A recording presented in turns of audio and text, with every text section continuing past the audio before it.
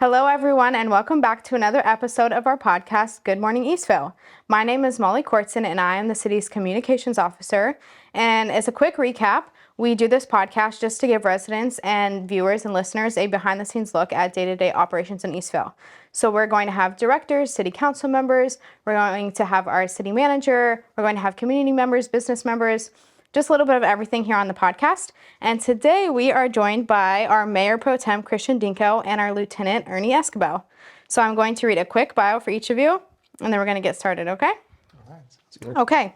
Mayor Pro Tem Dinco and his wife, Judith, share 4 children and have lived here in Eastvale for over 15 years. Mayor Pro Tem Dinco worked in law enforcement for over 30 years and recently retired from the Riverside Police Department as a lieutenant working in Field Operations Patrol as a watch commander. He is now the Assistant Director of Safety Services at both of our alma maters, and yours actually, all of our alma maters, California Baptist University. And Lieutenant Ernie Esquibel joined the City of Eastvale in October of 2022. Lieutenant Esquibel has lived in Eastvale for over 12 years with his wife of 22 years and his 2 daughters. He began his law enforcement career with the Riverside County Sheriff's Department in 2007 and has worked in the region since. In January 2022, he was promoted to lieutenant and transferred to Eastvale. He did his undergrad at CBU, like I said, and his master's at Azusa Pacific. So thank you guys both so much for being here. Do either of you have anything to add about your bios? No, that's great. You did a great job. Covered everything. Okay. Anything from you? I would just like to say it's an honor to be here today and much appreciated. Okay, well, thank you so much. I'm glad you're here. So I'm going to start with you. So as I mentioned, you have worked in law enforcement for over 30 years. And before you were on the city council, you were in the Public Safety Commission. So can you kind of talk about how your law enforcement, your background, and then your time on the Public Safety Commission, how did that prepare you to be on the city council? Not long after we moved into Eastvale, I started coaching is really when I started to get to know people in the community. I started coaching soccer quite a bit for out of my 4 children, I had 3 that were playing soccer, so I would coach all 3 of their teams.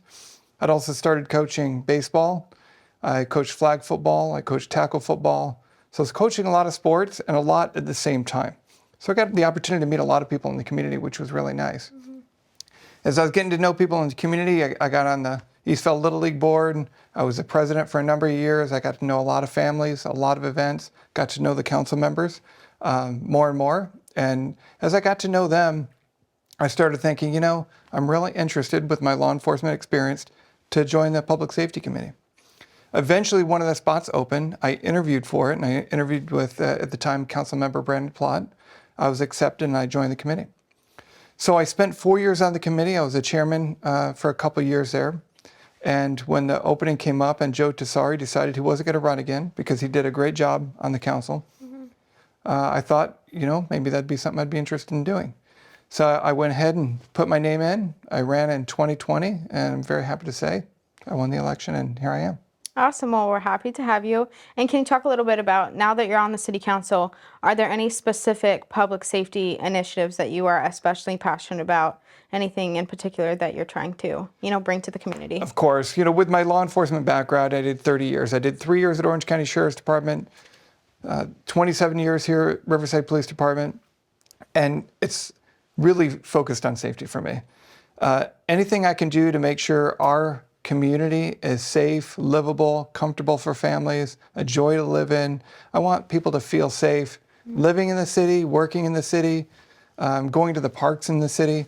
And I think that there's a lot of things we can do to help support our deputies and our Riverside County Sheriff's Department law enforcement services. There's things that we can do, whether it's engaging the community to make sure they're a part of the safety plan, using technology to our advantage, and even building our own personal infrastructure for safety through technology, whether it be street lights, syncing. I'm really excited to start working on our law enforcement substation here in the city. That's one of the things I'm most passionate about. As a part of our downtown and our new city hall complex we're building, library, city hall, there's going to be a police station. And we want to make sure we build that right so it's a good resource for the community. So that's really number 1 on my list right now. Well, I'm glad you brought up, engaging the community, because obviously we have our neighborhood watch program, we have our volunteer program that we just started. And so there's a lot of ways for the community to, get involved. And everyone's very passionate about public safety in this city, I would say, from the council to the community members. And so it's awesome that they have, like a way to also get involved. It is, and I look at the crime stats every month, and that's been a part of my job for a number of years, looking at crime stats, looking at trends, and our city is tremendously safe. Not to say we don't have incidents, but a city in Southern California with the low level of crime stats we have, we're a very safe community, and I'm very proud of that. Well, I know too that we just, like 2 years ago, we were the 29th safest city. Now we're the 26th safest city. So I'm going to kind of jump over to you. I know that you are pretty new to Eastvale. Well, not living wise, but work wise. You became the lieutenant here recently. And so can you talk a little bit about, your experience here recently, and do you expect, in the next few years, are you hoping or expecting us to sort of grow in stats? Yeah, so I've actually had the opportunity to not only work patrol operations within the city, but I've also had an opportunity to work as a detective in the Detective Bureau and work cases directly related to Eastvale. Throughout my time also as a sergeant a few years ago, where I was able to supervise patrol deputies and the area of Eastvale. And then ultimately now have the honor to actually be able to be the lieutenant over the contract, or the contract policing manager for that matter, within the city of Eastvale. It's an absolute honor. I've been here with my family for about 12 years. And I can tell you that public safety, when it comes to the city council, the members of the community, and so forth, is at the forefront. They're engaged with the sheriff's department.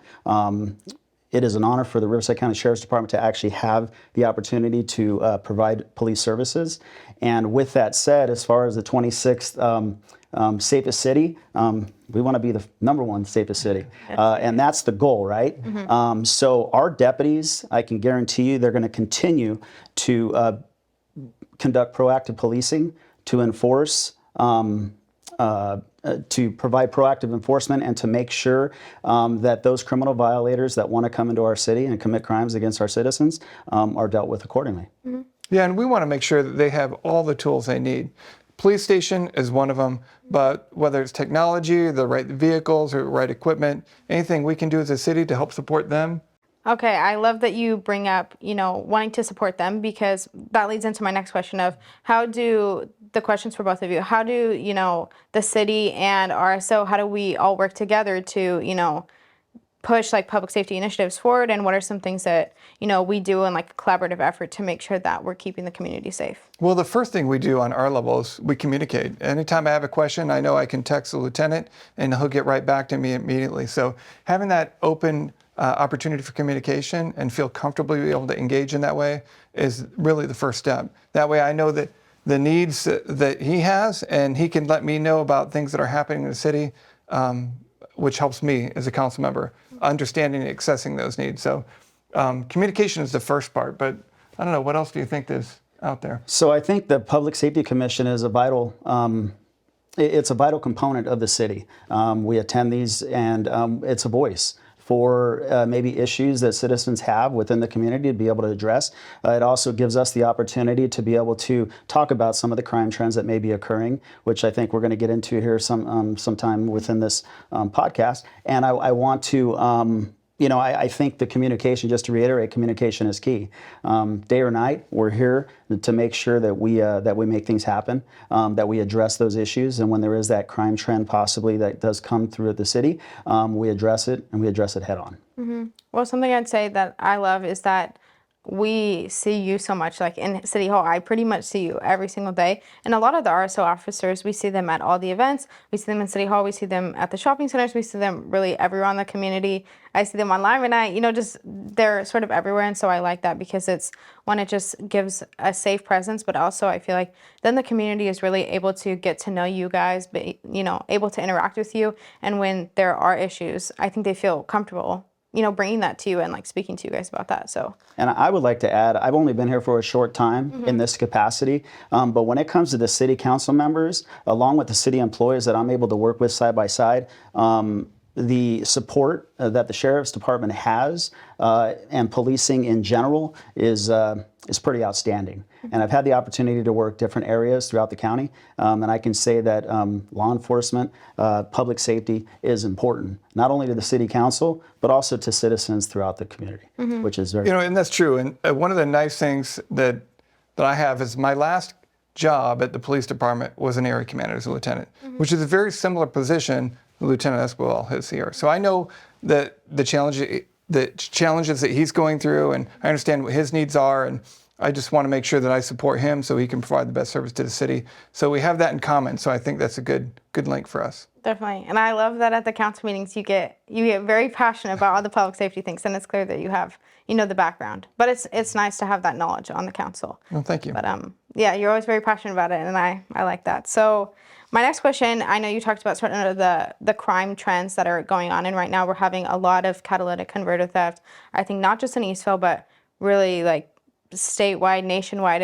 it even sounds like. So I was just wondering if you guys could maybe talk about a little bit about the catalytic converter theft, maybe give some background, talk about the issue, and even talk about, are there ways that we can, avoid that, things that people in the community can do to, maybe stay safe from that type of thing? Sure. So first, I would just like to maybe touch base on catalytic converter thefts. Maybe some of the viewers aren't familiar with the catalytic converter. So the component underneath the vehicle that is attached to the vehicle is an easy target for thieves. What the thieves actually go after within this component is the precious metals within the catalytic converter, and such as platinum, palladium, and rhodium. Those are the metals contained in there, and essentially, it's an easy way for a thief to go under, and literally they can actually take a catalytic converter from your vehicle within minutes. To answer your question, some of the things that we can do as far as some of the crime trends that have occurred, we recently have seen an uptick within our city when it comes to catalytic converter thefts. But not only, I want to make sure I stress, not only in our city, but also within Riverside County and throughout the state and the nation. This is an upward trend that is happening. We do have these emerging trends that sometimes do occur with law enforcement. I'm sure Mayor Pro Tem Dinco has seen this throughout his career, and what we do in law enforcement is get after it. Try to find out those investigative tools that we can find to capture and eventually identify and capture these, for lack of a better term, criminal violators that come in and actually victimize our citizens. With that said, I would like to talk about a recent case that we had where when I say we, the Riverside County Sheriff's Department and agencies throughout the region have come together to try to identify, because it has been impacted, and we were able to make 2 arrests that were directly involved in catalytic converter thefts within our city. That is huge. They were juveniles, and it was another agency. It wasn't the Riverside County Sheriff's Department that actually captured them, but there was a pursuit and all kinds of other things going on with that. It was dangerous, but they ultimately were identified and arrested, and they're going to be held accountable. So I want to make sure that those that have been impacted by catalytic converter thefts, we are doing everything we can to try to identify these folks. Sometimes it is challenging, and that's why it takes a whole lot of other people to come together to make sure that we... And you guys caught some suspects in that case, which is great. And they can be accounted for a lot more. These catalytic converters, they're like Lay's potato chips. You can't just have one. So if they stole 1, 2, or 3, they probably stole 20.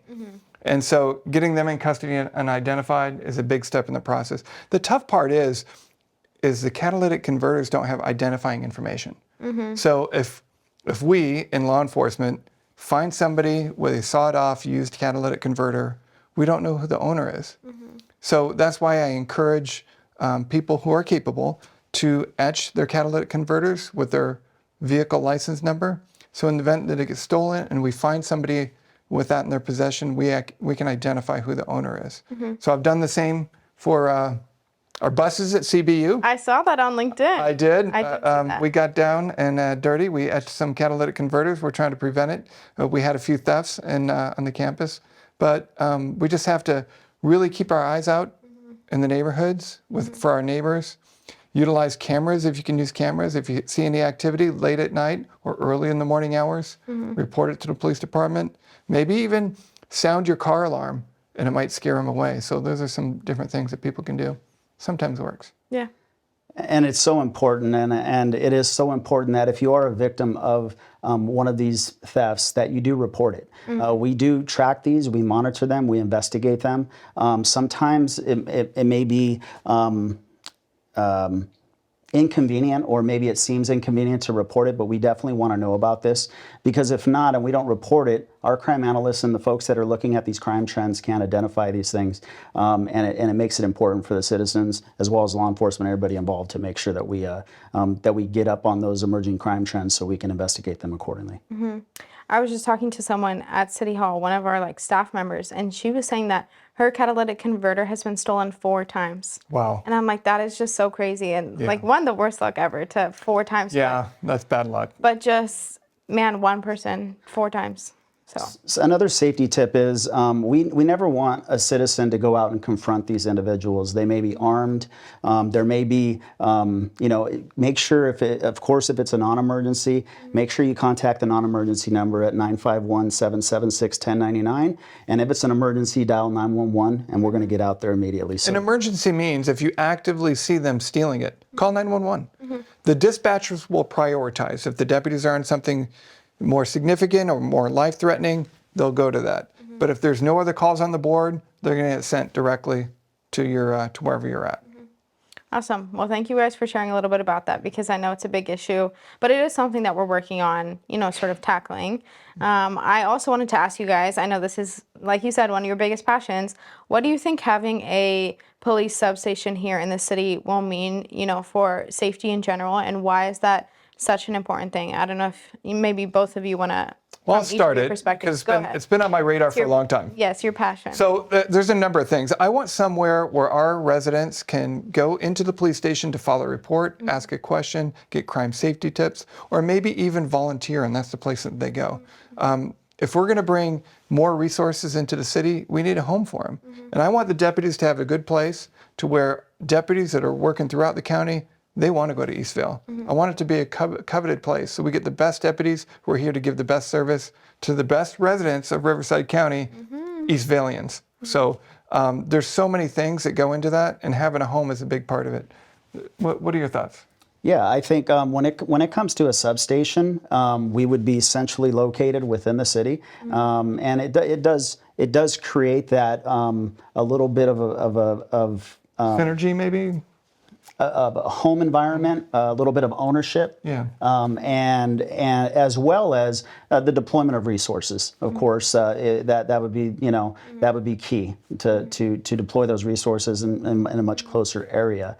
But essentially, that home feeling, right? That ownership of actually being more inclusive and more closer to Eastvale. And there's other things too. Like we have an Explorer post over at Hoopa Valley Station, which is great. But I'd love to have our own chapter right here in Eastvale. But it takes time to grow it, and they need a home. If we want to engage our youth and teach them about law enforcement and have them somewhere where they can go, volunteer their time, and learn about maybe is this a career they're interested in? That's a good place to go. Definitely. There's some kids are interested in art, sports. Some are not interested in those things, and this is a great opportunity for them to learn responsibility, learn how to work in a team, some teamwork for those kids who might maybe have some interest. And you were talking about deploying resources. So just to clarify, do you think that having a substation here would allow for quicker response times, for maybe having more officers here? Like, what do you mean by deploying resources more? No, that's a great question. So I want to make sure that I make it clear that when it comes to the overlap and the way the watches are designed, there are people on patrol 24/7 within the city.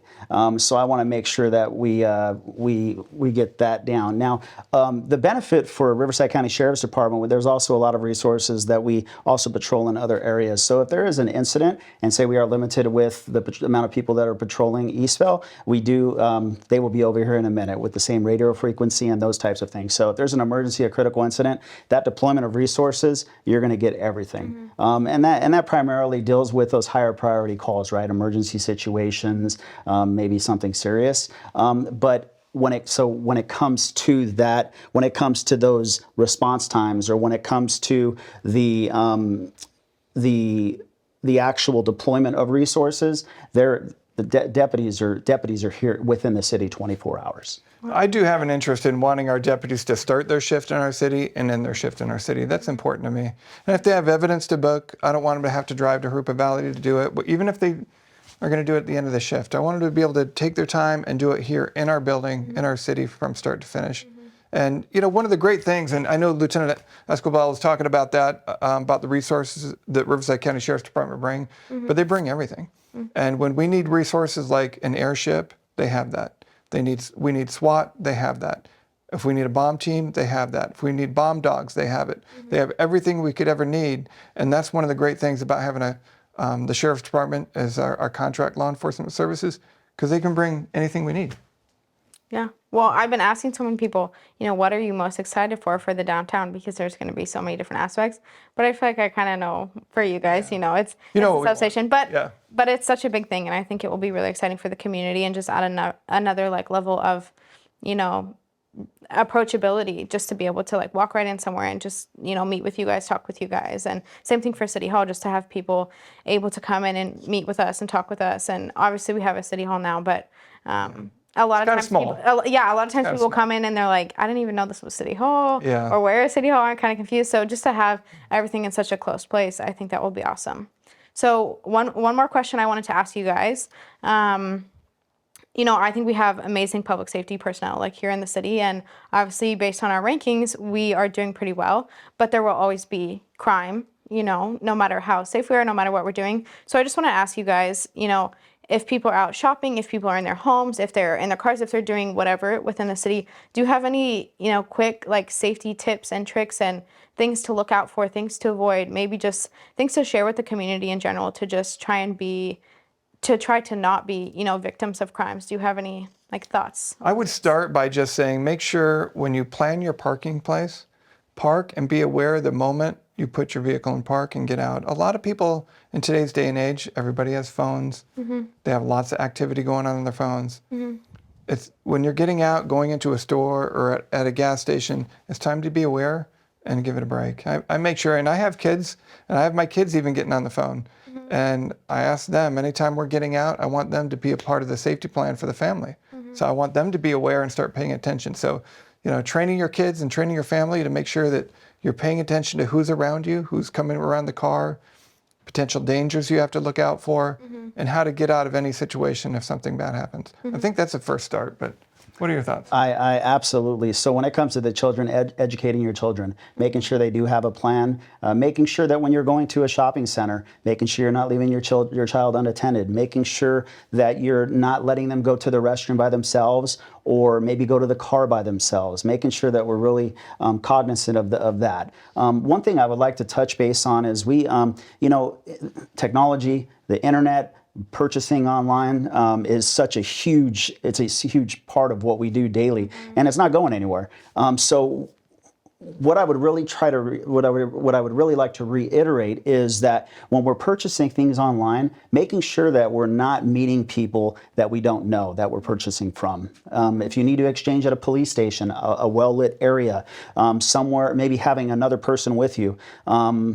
Sometimes the vulnerability when it comes to people, they really don't think about those things, but there are people out there that will attempt to victimize or do those types of things. When it comes to vehicle safety, when you're driving around, just be aware of your surroundings. If you feel like somebody is following you, maybe take that other turn. Don't go into your neighborhood. Contact the police, those types of things. Be aware of those surroundings. And then, of course, when it comes to shopping, whether you're going to shop at the local Target or you're shopping at the local grocery store, wherever that may be, when you're coming, have your keys ready, have them in your hand ready to go, so you're not really distracted by these things, so you can make sure you're aware of your surroundings. Try to don't park next to maybe trucks with campers or vans that you really can't see in, or maybe a vehicle that has tinted windows. It's important to make sure that you're aware of those surroundings, because there are people out there that do come from other areas that will come into our community and attempt to, you know, steal things. So those are some of the tips that are important. Don't leave your purse on the seat. Don't leave your bags or packages in the back seat or the front seat.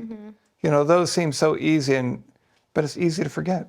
You'll think, oh, I'm only going to be in for a minute. Yes. And then what are the odds? What are the odds? Yeah. Well, I love safety tips because I feel like as a young woman, I feel like I have to be extra cautious. But so many times when I talk to public safety personnel, they will always say the same few things. And it's mostly about shopping, like centers and parking lots of, like, as soon as you get in the car, lock the doors and don't like dilly-daddle. Like sometimes you open the mail and you're like looking at your packages. And I've heard, it's unfortunate that you have to do that, but just like drive away. Just drive away and look at your mail on the way home because, you just have to be safe. But I feel like there's so many things all the time that I will do. And I'm like, oh, well, what are the odds? It's just a minute. And people get, you get relaxed because not every day is like a crime happening to you. You're not a victim of a crime. And if you see something, please report it. Call 911 because the dispatchers prioritize calls. So if it's a high level call, then move it higher. If it's a lower level call, then move it down on the board. But one of the things that I sometimes see is a lot of the people that aren't used to calling the police are hesitant to call because they're unsure if it's important enough. I would say call if you see something happening and let the dispatcher set that priority and let the deputies have an opportunity to solve it. I think that's a great tip because I have done that too where I've seen something and I'm like, I don't know. Or I think, oh, someone else probably did it. I think that's the big thing is everyone always is like, oh, someone else probably did it. And one time I saw this house on fire and when I was like driving to work in the morning and I was like, someone else probably called. And I was like, but maybe someone didn't. Yeah. So I thought, I might as well do it. But did you call? I did. Okay, good. I did. And I was like, I don't know, someone called, but there's a house on fire. So, but good job. but I think people always have that perspective of, I don't know if it's important or someone else already did it. And so that they don't want to. So. And I do think that what's great about our community in Eastvale is that people do come together. They really do. They're very aware of their surroundings. And if you see something, we always say it. If you see something, say something. And if you actually see a suspicious vehicle and it does not look right, make that phone call. It may be something. We don't know. Sometimes, people will come through our neighborhoods and they'll look and try to find a time to commit a crime. It's important that we get notified on that. You will get a deputy. And, again, like Mayor Pro Tem Dinco had indicated, they will prioritize. So sometimes those response times may not be as fast as what's anticipated, but you are going to get a deputy and you are going to get that service. Awesome. Any other crime tips? Are you feeling? I think we hit the highlights. Okay, awesome. Just want to be sure, in case people need anything.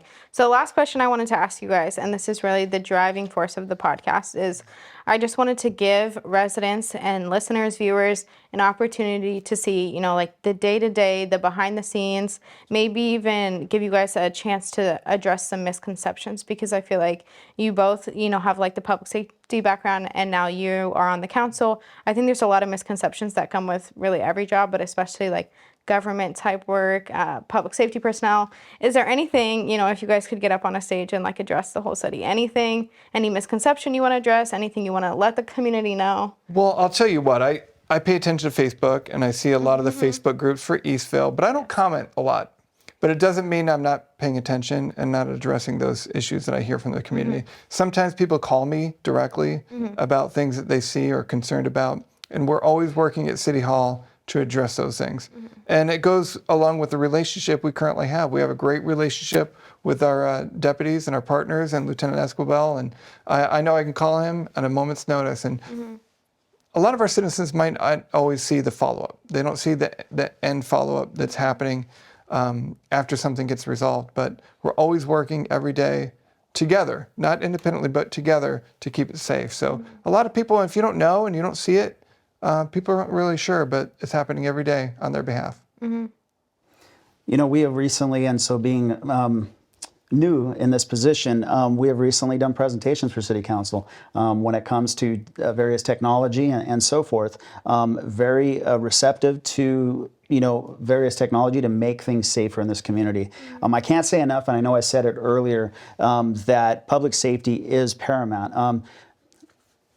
I've been a citizen of Eastvale and I've been a resident of Eastvale for a long time, but in this capacity, I can truly say that the City Council truly does have the safety and the care of the citizens within Eastvale. I can truly say that. I've been in other venues. I've participated in other things, and they really do have the best interest when it comes to public safety at heart. And that's important. And it needs to continue to be that way. And I can tell you, at least on the law enforcement side and the RSO side, our deputies are going to continue to get after it. They're going to continue to go out there and try to suppress crime, and you're going to get a response. And that's what it's about. You know, there's going to be a time where we're going to be able to add more deputies, and I'm really looking for that time when we have our home, our substation, and those deputies that we add, those additional hours, those additional personnel will have a place that they can call home, and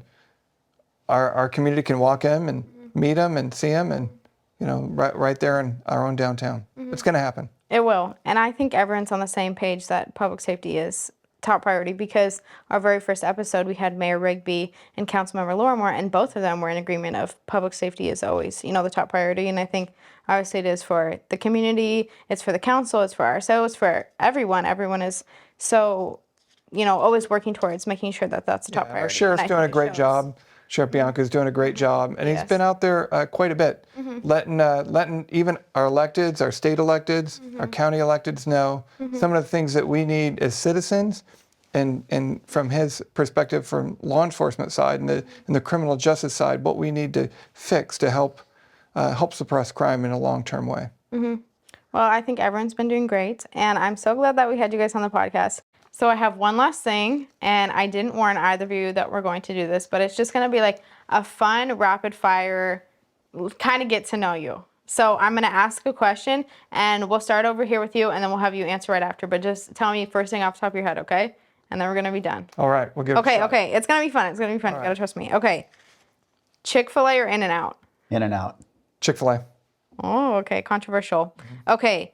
I know you haven't been here long, but I think you've been to these. Eastvale or Miracle on Citrus Street? Miracle. Miracle. Okay. All right. Would you rather sit in the Costco gas line on a Sunday or sit in the Dutch Bros coffee line? Dutch Bros. Ooh, that's tough. I don't think I've ever sat in the Dutch Bros coffee line, and I tried to jump the line. I couldn't jump the line, and so I'd say Costco. Okay. Yeah, okay. I gotta get that cheap gas. We've gotten a lot of mixed reviews on that one. Okay. Would you rather take a walk in the August heat or the January winds? August heat. Oh, August heat. I like it hot. Oh my goodness. Hotter the better. Everyone has been saying that, and it's catching me so off surprise. I thought for sure everyone would say the winds. Burn more calories. I would choose the wind. Okay. Favorite place to eat in Eastvale? There's so many good places. I know. That's a hard one. I know. It is. I can't tell you my favorite, but I could tell you one of my recent favorites, which is Devil's Kitchen. So that place is great. They serve some of the meals on a hot cast iron skillet, and it continues to cook while you're eating it. It's a lot of fun. It's a good place. Okay. I guess it would depend on the mood. So Carino's comes to mind for Italian. I mean, it's a good place. They have a great lasagna. So I would say Carino. I like that. I like Doghouse, which is one of our newer selections, which is fun. And although it's not built yet, which I can't say, but everybody knows that Olive Garden's coming, and I love the Olive Garden, so that's a good one. No, I'm excited. I don't know if that counts because it's not built yet, but it will be. But we will love it when it opens. We'll love it. We Yeah, know we're we will loving love it in advance. We're loving it in advance. I like that. Okay. Favorite thing about the city? The people. People. Oh, that's the best answer. You just stole the best answer. did. It is the people. It is the people. But I like how safe, clean, and comfortable it is. And I love being able to go into any store and see somebody in the community I know.